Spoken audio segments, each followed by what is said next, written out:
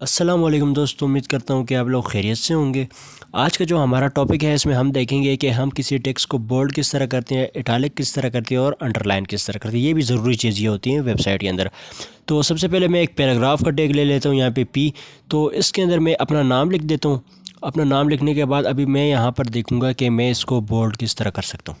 जब भी आप HTML के अंदर किसी चीज़ को, किसी टेक्स्ट को बोल्ड करना चाहें तो आपके पास टैग यूज़ होता है बी का।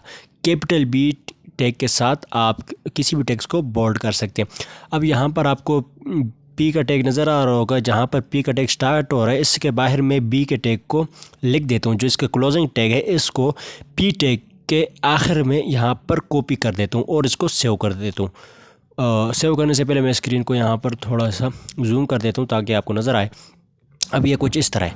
अब जैसे ही मैं इसको कंट्रोल एस के साथ सेव करूँगा तो ये एकदम जो है तो बोल्ड हो जाएगा। अब ये देखें आप, इसको मैंने कर दिया कंट्रोल एस के साथ सेव, ठीक है। तो ये जब मैंने सेव किया तो ये हमारे पास क्या हो गया, बोल्ड हो गया, ठीक है।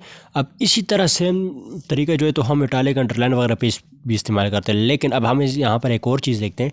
अब यहाँ पर एक दफ़ा फिर मैं पैराग्राफ का टैग लेता हूँ और इसके अंदर मैं फिर अपना नाम लिखता हूँ, हसाम अनवर, ठीक है। यहाँ पर अब इस दफ़ा मैं अपना पूरा नाम लिख देता हूँ, ठीक है। जब ये मैंने नाम लिख लिया, अब एक चीज़, अब हमने यहाँ पर ऊपर पैराग्राफ का टैग लिया था, उसके बाहर हमने बी के टैग को लिखा था, तो जिससे ऊपर वाला टेक्स्ट बोल्ड हो गया। अब मैं ये देखना चाहता हूँ जो कि पी टैग के अंदर जब मैं बोल्ड करूँगा किसी टेक्स्ट को तो वो होगा या नहीं।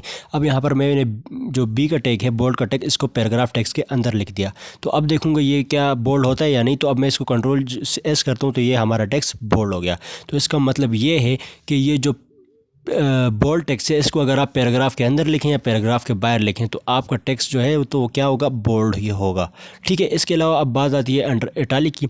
तो सेम आपने क्या करना है, जहाँ पर ये बी भी लिखे हुए आपने इसको हटा के यहाँ पर आई लिख देना है, ठीक है। जैसे ये मैं आपको समझाने के लिए इसी के ऊपर कर रहा हूँ वर्क।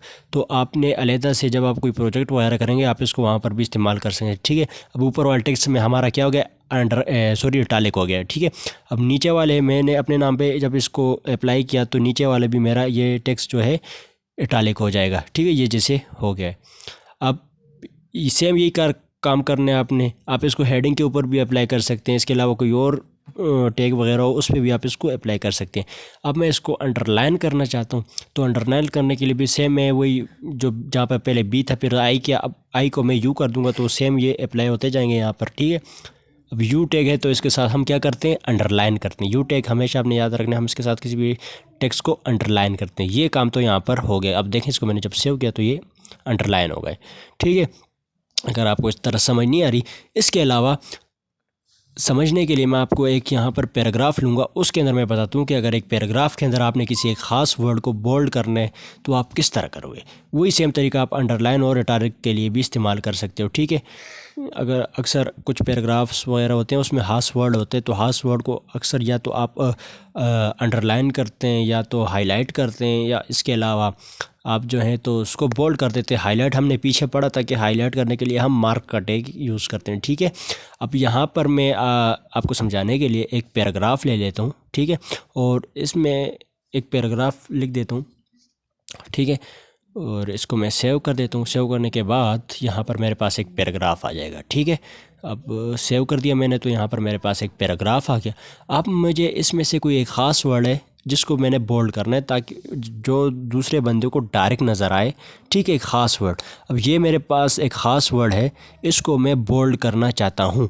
अब मैं इसको बोल्ड कैसे करूँगा, पैराग्राफ के बीच में से बोल्ड करना बताऊँगा। अब यहाँ पर मैंने एक बी का टैग लिया पैराग्राफ के अंदर, जो क्लोजिंग टैग था इसको कट करके मैं जहाँ पर मुझे जिस लफ्ज़ तक बोल्ड करना है उस लफ्ज़ तक इस बी टैग को मैं लिख दूँगा यहाँ पर और इसको सेव करूँगा। तो ये आप देख सकते हैं जिस टेक्स्ट को मैंने कहा था कि मैं इसको बोल्ड करूँगा तो वो हमारे सामने क्या हो गया है, बोल्ड हो गया है, ठीक है जी। बस यही तरीके, इसी तरीके से आपने अंडरलाइन और बोल्ड इटालिक भी करना है, ठीक है जी।